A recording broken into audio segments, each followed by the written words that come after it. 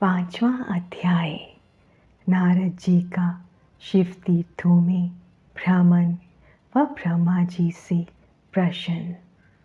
सूत जी बोले, महर्षियों, भगवान श्री हरि के अंतर ध्यान हो जाने पर मुनि श्रेष्ठ नारद शिवलिंगों का भक्ति पूर्वक दर्शन करने के लिए निकल गए।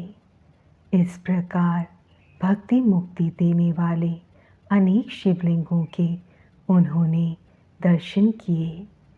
जब उन रुद्रगणों ने नारद जी को वहाँ देखा तो वे दोनों गण अपने शाप की मुक्ति के लिए उनके चरणों पर गिर पड़े और उनसे प्रार्थना करने लगे कि वे उनका उद्धार करें। नारद मुनि, हम आपके अपराधी हैं। राजकुमारी श्रीमती के स्वयंवर में आपका मन माया से मोहित था। उस समय भगवान शिव की प्रेरणा से आपने हमें शाप दे दिया था। अब आप हमारी जीवन रक्षा का उपाय कीजिए। हमने अपने कर्मों का फल भोग लिया है। कृपा कर हम पर प्रसन्न होकर हमें शाप मुक्त कीजिए। नारद जी ने कहा, हे रुद्रगणों, आप महादेव के गण हैं एवं सभी के लिए आदरणीय हैं। उस समय भगवान शिव की इच्छा से मेरी बुद्धि भ्रष्ट हो गई थी, इसलिए मोहवश मैंने आपको शाप दे दिया था। आप लोग मेरे इस अपराध को क्षमा कर दें। परंतु मेरा वचन झूठा नहीं हो सकता, इसलिए मैं आपको शाप से मुक्ति का उपाय बताता हूँ। मुनिवर, विश्रवा के वीर्य द्वारा तुम एक राक्षसी के गर्भ से जन्म लोगे। समस्त दिशाओं में रावण और कुंभकर्ण के नाम से प्रसिद्ध पाओगे। राक्षस राज का पद प्राप्त करोगे। तुम बलवान व वैभव से युक्त होगे। तुम्हारा प्रताप सभी लोकों में फैलेगा। समस्त ब्रह्मांड के राजा होकर भी भगवान शिव के परम भक्तों में होगे। भगवान शिव के ही दूसरे स्वरूप श्री विष्णु के अवतार के हाथों से मृत्यु पाकर तुम्हारा उद्धार होगा तथा फिर अपने पद पर प्रतिष्ठित हो जाओगे।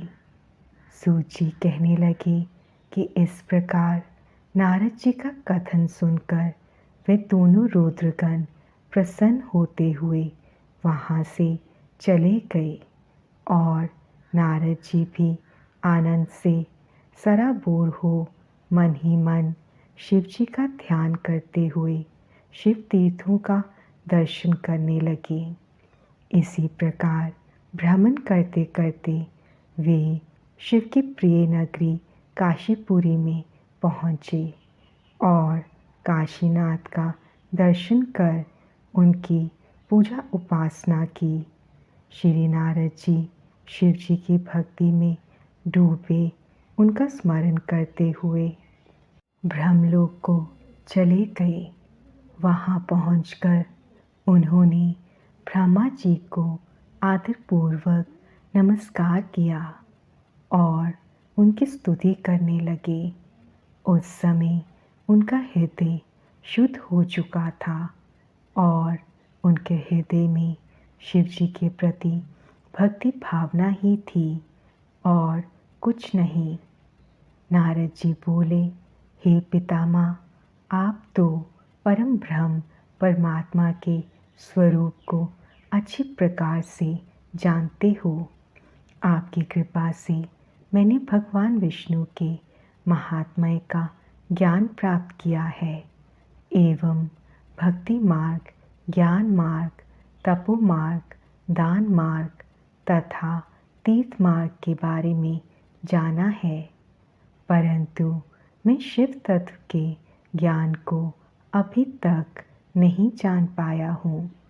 मैं उनकी पूजा विधि को भी नहीं जानता हूँ, अतः अब मैं उनके बारे में सभी कुछ जानना चाहता हूँ।